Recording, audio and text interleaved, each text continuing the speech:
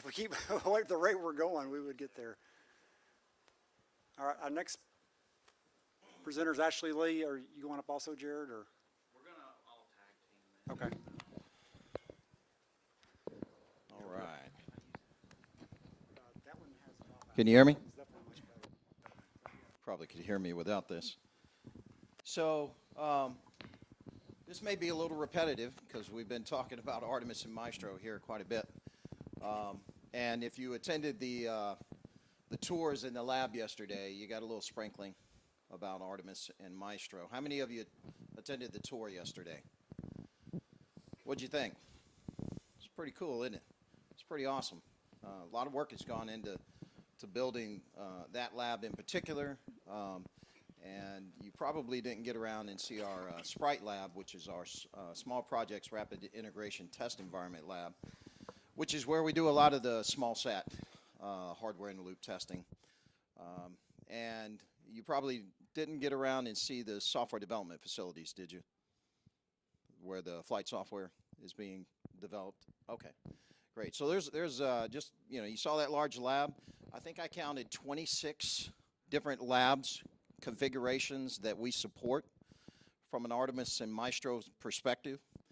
That includes the 5 software development facility lines, the CITIF-Q qualification line, CITIF development line, the SIL, the booster hardware in the loop labs, the TVC lab, and that includes all the emulator development and test lines that we deliver as well.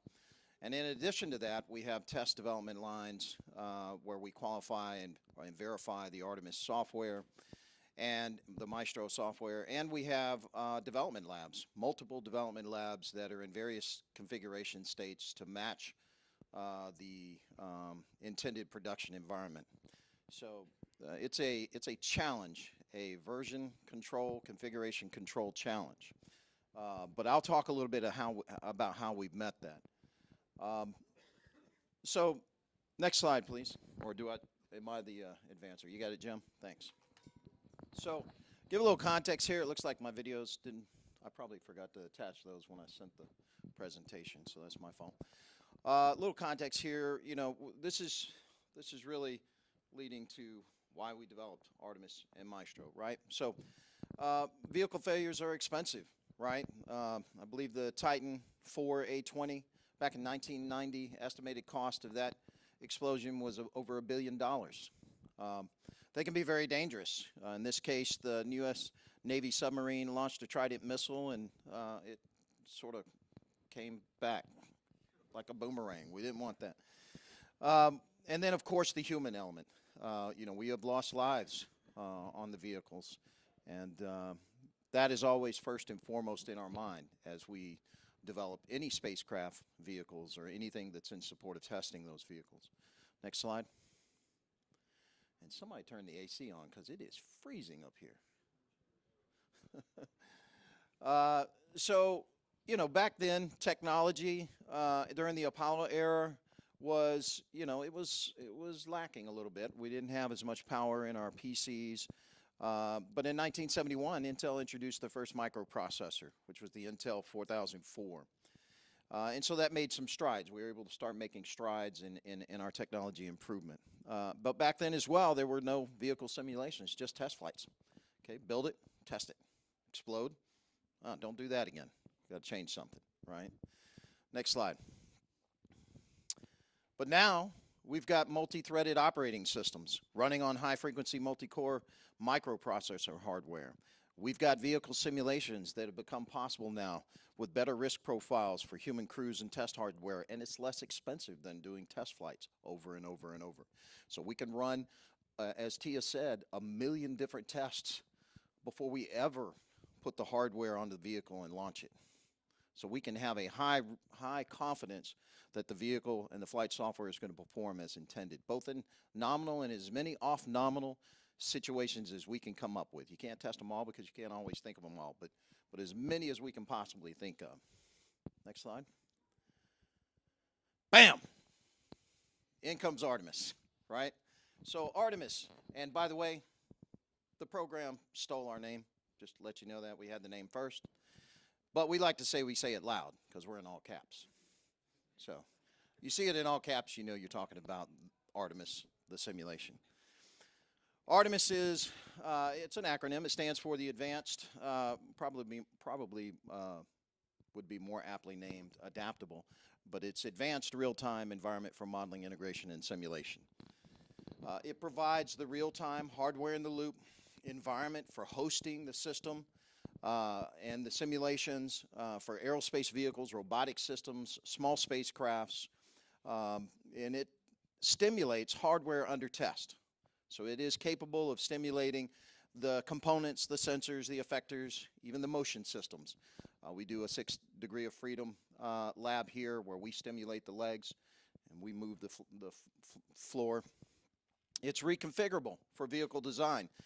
Larry mentioned that, you know, we've taken Artemis, which you've seen in the lab, spread out across those 6 towers on each half ring, 12 to 13 comp nodes each. We've distributed Artemis executables across all of those nodes so that we can achieve real time. That's a pretty large simulation environment, pretty intensive. But we've taken Artemis, the framework of Artemis, and we have scaled it down and put it on a small portable hardware-in-the-loop test bed. It's like a suitcase that you could plug your own individual I/O cards in and out of and connect it to your small satellite or your vehicle, your small spacecraft, and run a full-up Artemis simulation. So we've proven that the framework is scalable. Next slide. So why Artemis? And you're going to hear my sales pitch here, but it supports multiple levels of model fidelity. One of the major things we did for the program is, as Larry mentioned, hardware is not always on time. It's delivered sometimes late, sometimes it gets delivered and has to be redelivered because there are issues. Well, by being able to support multiple levels of model fidelity, we've enabled the program to be able to continue to test continuously while that hardware was being designed and matured and readied for integration into the lab. So we could take early low fidelity representations of those avionics components and we can plug them into the lab and do some testing, and then as the hardware design matures, we upgrade the fidelity of the model and we continue to iterate until we're to the stage that we're at now, which is the lab has been certified for phase 1 testing. It also supports vehicle dynamics, flex body, rigid body dynamics, selectable winds, atmosphere, TVC nozzles, etc. And it supports non-real-time, all-digital configurations. So if you don't have any hardware and you want to run an all-digital configuration, we've pretty much modeled the entire vehicle. We've even ported in the flight software so that you don't need flight computers and you can run an all-digital simulation. And of course, it supports real-time distributed configuration. That's the main, power of Artemis. It supports multiple development and test labs, as I've mentioned, and it's portable between Linux distributions. I think right now we're on Red Hot Concurrent 6.5. Is that right, Pat? Dr. Pat Toby, he's the chief architect of Artemis, so he is probably the most versed in all the particulars of the simulation. Artemis operates in a hardware-in-the-loop environment where the user can select different models, component models, subsystem models that they want to actually run a test with because they don't have hardware, or perhaps they want to inject a fault because we don't fault the hardware, we fault the models. And so they're able to manually configure how the test is going to be run, what's real, what's not real, whether it's real or simulated buses, etc., and different fault scenarios. The simulation interacts with the lab configuration and control software, as well as with the facility monitoring system. So it's integrated completely into the lab. And it utilizes modern computing technology to achieve real-time performance of high-fidelity models. The Red Hawk Concurrent RTOS system, multi-threading, and we use the C language. It is written in C, which we've all, learned a little bit about. It's not type safe, so you have to be very diligent in your memory allocation and your type declarations. Next slide, please. So what were the drivers for requirement, or the requirement drivers for Artemis? Well, we needed to be able to model the vehicle with high fidelity in real time. That means low to high fidelity models of all the avionics components of the vehicle so that we can run an all digital simulation if we need to. Low to high fidelity models of all subsystems that affect the vehicle or interact with the avionics. And the low to high fidelity models of the environmental effects, the atmospheric conditions, the flex, slosh dynamics, model dynamic effects as well, which I just mentioned. We also have to be able to model all phases of the missions, from pre-launch, 36 hours before launch, all the way up through orbit insertion. So we can run in real time the simulation all the way from 36 hours prior to launch, let all the ground systems do their iterative processes, all the way up until we hit T0 and then up through launch, through orbit insertion, which is at about 600 seconds, I believe. Support of multiple labs and configurations. This one has been the most amazing part to me, is that the myriad of lab configurations that we support in various states of hardware integrated into the lab. Some labs have no hardware, some labs have maybe a flight computer, some labs have flight computers and CTCs, some labs have flight computers, CTCs, RENU, and it's just, it's a broad spectrum of configurations that we have to be able to support. All right, and that in turn, runs into the scenarios for each labs. We have to be able to support user-defined scenarios for their test because every customer is different. We support Kennedy Space Center, the electrical ground system folks. We support multipurpose crew vehicle, the Orion folks. We support SLS. We support core stage. And all of them have different goals for their test. And we have the software, the simulation has to be configurable and has to be able to support various scenarios that are defined by the user. Next slide. We have to be able to execute in multiple modes of operations. That's non-real-time, real-time modes of operations. All simulated buses or all simulated hardware. Interact with the lab configuration and control software, as I said before. And we have the fault insertion capabilities. We have configuration selection and the generation of scenarios. We have data recording and archiving, where each hardware bus has to be recorded and archived, and it must be archived in the HOSC, which is the SLS's data storage location, official data storage location. So we have to push data from 4205, where the lab is, over to another building so that it can be retrieved later for analysis. And we have to make sure metadata is provided for all the recorded data as well. Next slide.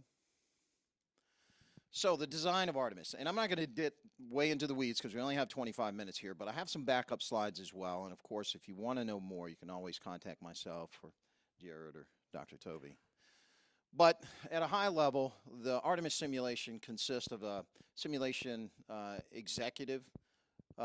It has separate executables for each model. It allows plug-in operation for switching the model with the line replaceable units.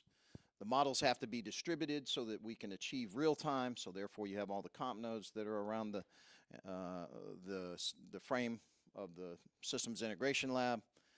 And all models have to be hosted on a simulation node that's located in the correct physical location so that we can have the cables, the correct length of cables, running from box to box that'll be on the vehicle so that we can test the entire system and the attenuation of the signals through those cables, the latency, everything. We test it all. Single copy of source code. So that's how we achieve being able to distribute all these different lab configurations. It would be a nightmare to try to manage multiple branches of source code based on the configuration that you're in. It becomes a version control hell, if you'd like to.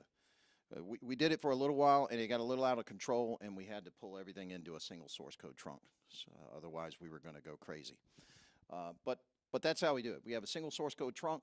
The simulation's highly configurable, so we deploy that single branch of source code everywhere. And then based on your lab configuration, you tweak a few node mapping files, configuration files, and you're ready to go in your lab with the same software that's in another lab that's completely configured differently.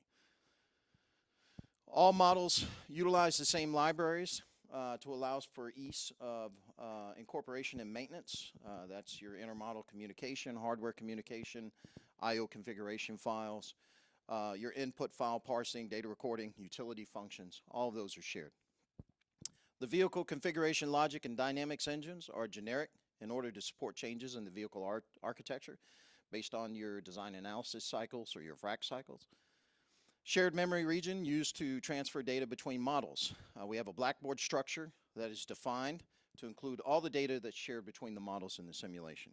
Each model owns its own particular contiguous section of blackboard. And we use InfiniBand as our backbone in the Artemis simulation to move data between the models in the simulation. And models update the blackboard section at the end of each time step. So it's a 2.5 millisecond time step within Artemis, and all the models read, execute, and write within that time step. We have a fault insertion engine that can override real-time inputs to the models. We do that via peek and poke from Maestro, which Jared will talk a little bit more about. And we have separate fault insertion executables that can be written that can take advantage of the command timeline and execute faults at certain times within the simulation. Next slide. So I started a little bit on the framework. The framework, Artemis is composed of two major parts. You have the framework, and then you have the plant model, which is the vehicle. So the framework is separate. It's version controlled separate. That way you can change the plant model anytime you want. It can be a large launch vehicle. It could be a small satellite. It could be a robotic system. The framework consists of the simulation executive, which essentially provides the main for each model. It provides access for models to connect to sync, connect to the I/O layer, so it's really the wrapper for the simulation. The timing, synchronization and timing, it manages the scheduling, the global timing source. We use RSIM cards. I believe, Pat, do we still have iRig-Bs in the sim, some environments? We keep all the executables on each node in lockstep, and it manages the InfiniBand and Blackboard shared memory on each machine. And we have the models. The models are consist of the core sim models, which are our dynamic environments, our vehicle configurations, our subsystem models, which includes the model effectors and sensors, the interfaces between core sim and the component models. And we have the component models, which are the avionics. And then we have an I/O layer, input-output layer. And this layer is responsible for all the communication between the models, between the simulation and the hardware. It has shared memory as well, and it can model the 422 cards, the 1553s, gigabit Ethernet, D to A to D. It models and provides I/O capabilities via all those drivers. And data recording. We have data recorders in most of our labs, not all of our labs, and sometimes that can be challenging when you're trying to debug if there's not a data recorder there. But it records all the hardware bus data, sends data to a remote archive, and provides global, local, and metadata definitions so that you can decom that data and use it for analytical purposes. And Artemis also consists of hardware. So the comp nodes that you saw in the lab, the SIL, were Artemis hardware. The I/O cards, all the I/O cards that we support are part of the Artemis simulation. And the cables and the racks that we provide when we give emulators out. So Artemis is also considered hardware as much as it is software. Next slide. So just a quick overview of the simulation executive. It's a set of libraries that are linked into each executable that provides a easy-to-use interface to Sync and to Maestro, our test conductor interface. It provides access to a common set of functions, utility functions. It does require that each model populate a set of wrapper functions in lieu of a main function, and each wrapper corresponds to a particular simulation phase. And I'll talk about the simulation phases here in just a second. And the executive cycles through the simulation phases as commanded by Sync, as many multipasses as necessary. And during the run, the executive overhead is, we try to keep that to a minimum so that we don't blow our frames. And it provides the ability to run models at two different frame rates. 2.5 milliseconds is our frame rate for Artemis, but some models run even faster, up to 100 microseconds. Next slide. So the phases, the simulation phases. You have startup, which is where we set up the multi-threading, we do any input file processing, and we register the models with sync. The initialization, as commanded by sync, allows for models to initialize based on output of other models. And this can happen on many passes as necessary.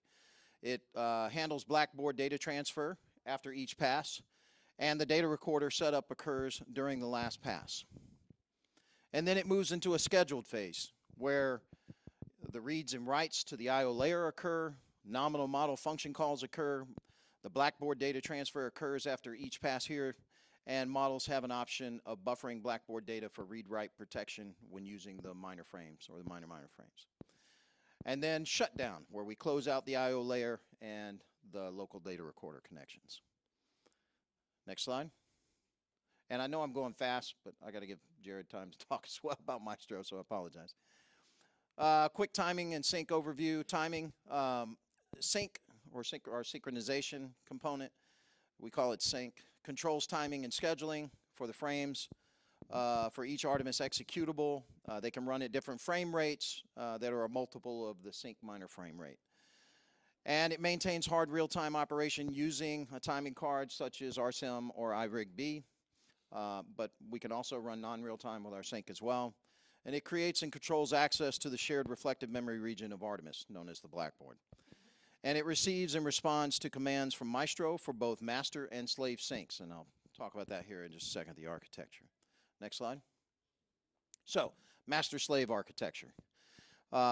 One master sync process runs on the master node, and then each additional simulation node runs a slave sync process that's controlled by the master sync process. The master node controls real-time synchronization via the reflective memory, where it receives timer interrupts from the timing card. And the sync is responsible for data coherence, making sure that the data input at the beginning of the sim thread's start cycle and that it outputs at the end of the cycle prior to the sim thread's next start cycle. So very high level there, very high level. Next slide. Models. So we mentioned the component, subsystem, core sim models. The component models, again, model the avionics components. The subsystem models are your sensors and effectors. And your core sim models are your dynamics and environmental effects and reacting to forces and flow rates on the subsystem models. But we also have emulator models, and these model subsystems, components, and dynamics beyond the scope of the program. So these are our cross-program partners, where we're modeling ICPS, where we model multi-purpose crew vehicle at some level, low fidelity within Artemis, where there's not a delivered Orion MPCV emulator in a lab. In the SIL, you saw the blue and white box. That was a delivered emulator from Orion to us. But in other areas, like down at KSC, they do not have an MPCV emulator, so we have an in-house developed MPCV model that acts as an emulator for them. Next slide. So real quickly, elements of the core sim, because this is really the meat of Artemis itself. You have the configuration manager, which manages the stage and mass configuration, calculates all the required inputs for the dynamics. You have the vehicle dynamics, which implements equations of motion, performs the numerical integrations, and calculates the state vectors. And then you have the environment, which computes planet ephemeris, right? True of date, gravity, and then atmospheric properties as well. And it computes the environmental forces and torques, your aero, your gravity, parachutes, and you'd have to educate me on parachutes, Pat. It's a little bit beyond my understanding. Vehicle forces, computes forces from hold down posts and slosh. Next slide. The I/O layer is the other major component. We talked about the I/O layer briefly, where it provides a transparent, coherent, and consistent architecture for performing I/O from Artemis to the models to the hardware. It handles simulated device communication between the models via shared memory or ScramNet memory when we're talking to other laboratories, such as out at the ITL in Denver. And it transfers to real or simulated devices. The transfer of data has to be transparent to the models. and it handles the following real devices, such as 1553, 422, discretes, analog, gigabit Ethernet. Here, and you can see I had a cut and paste error there because that's the Ares 1 architecture, but it also supports, Artemis has been developed since Ares 1, so it's been around for a while. And it handles other real devices needed by the simulation system, such as your, I think that's your generic purpose interface bus, is that right, GPIB? General purpose interface bus, there you go.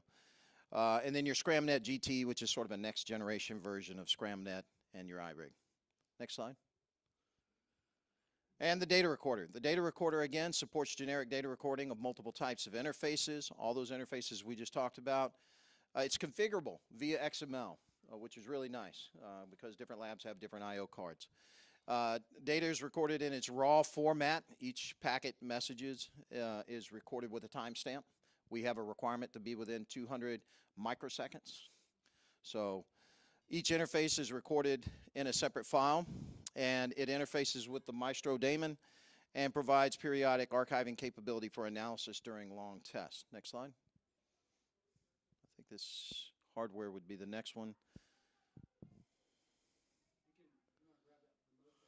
Yep, not working. All right. And so just a real quick overview of the hardware. You saw these racks in the sill. Again, our simulation is built on the concurrent Red Hawk real-time operating system. The boxes are concurrent boxes. We've got all the I/O cards that we talked about. And the sill, as you heard Paul mention in the lab, has flight-like cables. That means they are the same as what will fly on the vehicle. Length, number of pins, everything. And all simulated components are positioned in the computer racks as near to the avionics location in the ring where they'll be on the vehicle. Okay. So I mentioned fault insertion. We have fault insertion capabilities within Artemis. There's really two types of faults. You can overwrite variables on the blackboard. That's the least expensive to implement, but it is limited to model-to-model interface variables, and it does not cover all your fault requirements. And then we have execute of an embedded fault scenario file within the simulation. That does require some expertise in writing those fault files because they are C files, and some VMV on those files to verify. It's initiated by tripping a fault flag on the blackboard, and there's some need to streamline a number of the embedded faults as we can within the simulation. There are two fault insertion mechanisms, as I mentioned, the peek and poke via Maestro, and then, of course, the separate fault insertion that I just talked about. So real quick, summary. Artemis, separate executables for each model. Single copy of source code for all its configurations. All models use the same libraries to allow for ease of incorporation and maintenance. The vehicle configuration logic and dynamics engines are generic in order to support different vehicle architectures. We have a shared memory region that we use to transfer data between the models, and fault insertion engine can override real-time inputs to the models via that shared memory. So next I'd like to bring up Jared Wilson. He's going to talk about Maestro, and then we'll take some questions. I don't know. We doing okay on time? Okay.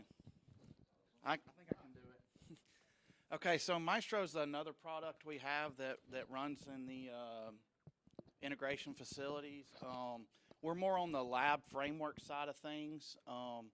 It stands for Managed Automation Environment for Simulation, Test, and Real-Time Operations.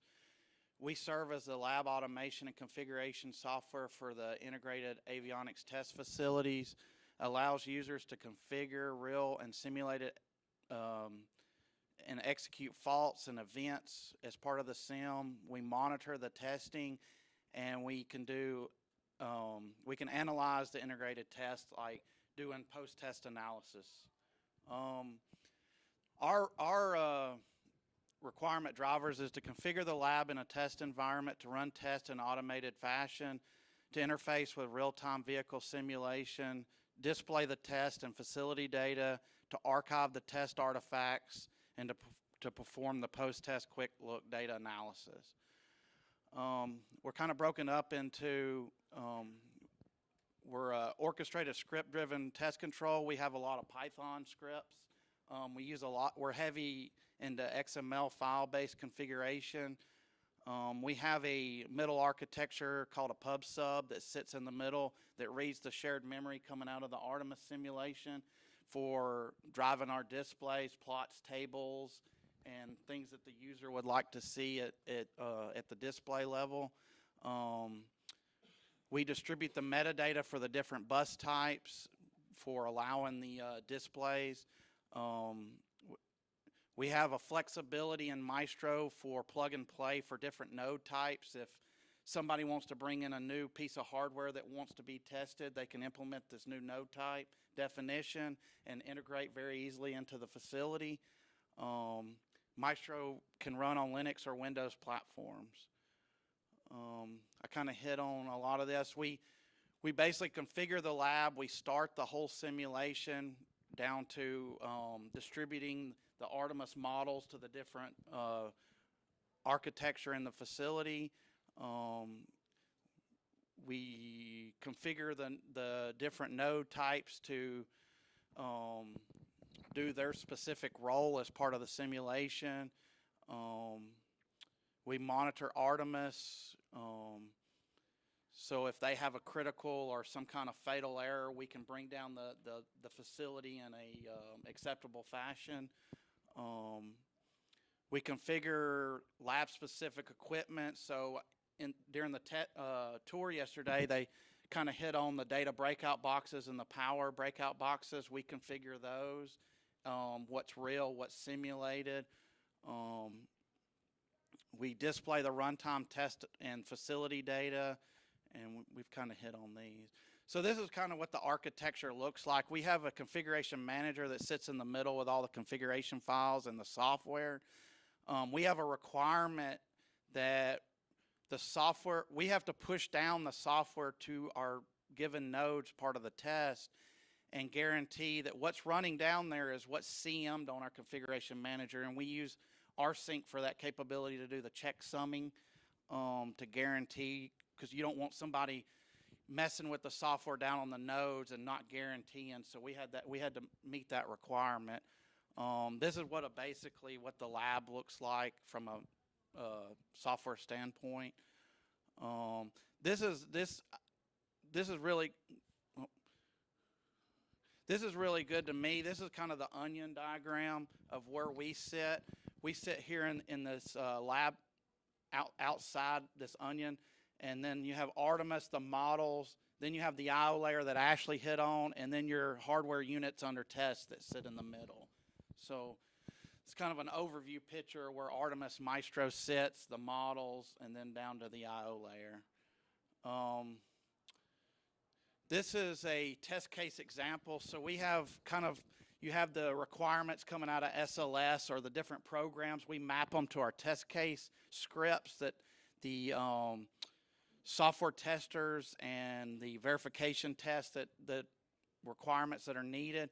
They're embedded into these Python scripts, and then they get executed part of Maestro. This is kind of what we hit on in the tour, and Ashley hit on it too. We have a test conductor. We have some middleware, a broker, a service, different services like a logging service, the pub sub service, and a test conductor node type service that communicates with the Artemis hardware and then the various emulators that we have in a given facility. Trying to go fast. Okay. Okay. This is a different type of configuration. If you went on the tour yesterday, you're kind of familiar with it. This shows if we have a actual MPCV emulator that was delivered from Orion program, or Artemis has an MPCV model given that it's simulated. So it shows this is the data breakout box we were talking about, and we can configure that over 422 data to the various hardware that is going to be used for the test. And then this shows the core stage ring that you saw there, the actual other real hardware in the facility.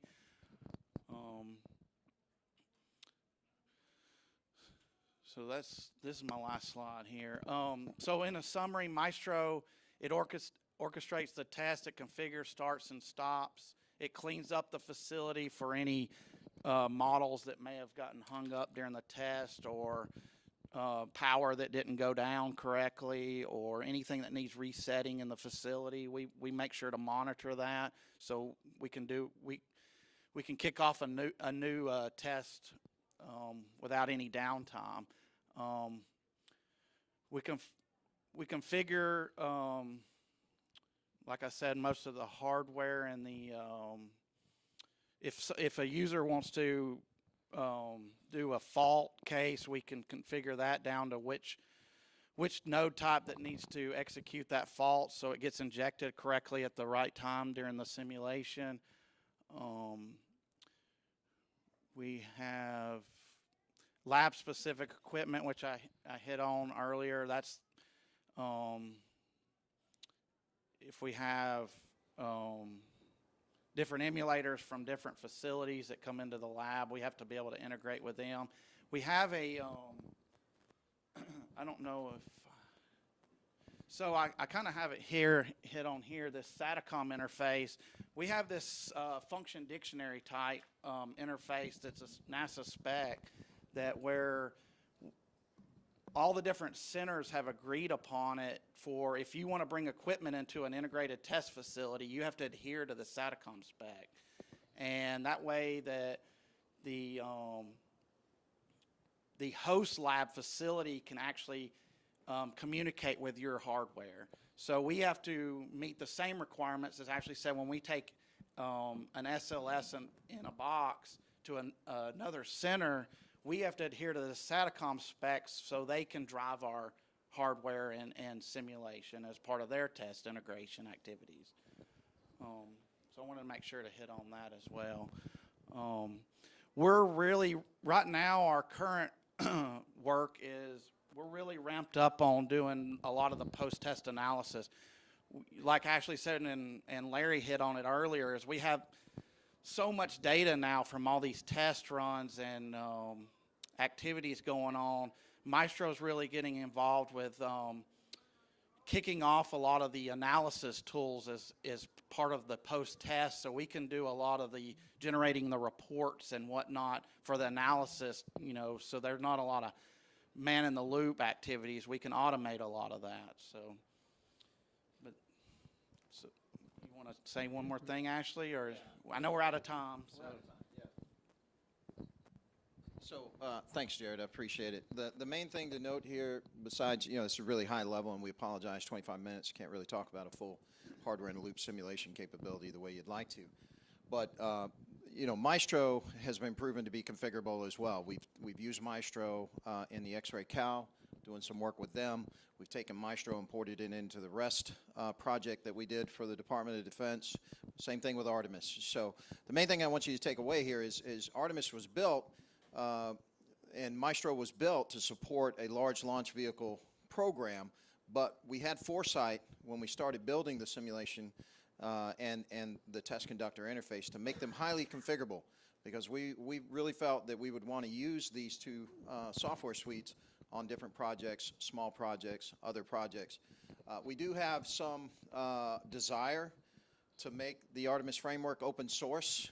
It's a little challenging when you're 90 to nothing trying to hit milestones for the program, but we are looking at trying to do that. I know Dr. Toby and I have interest in trying to do that.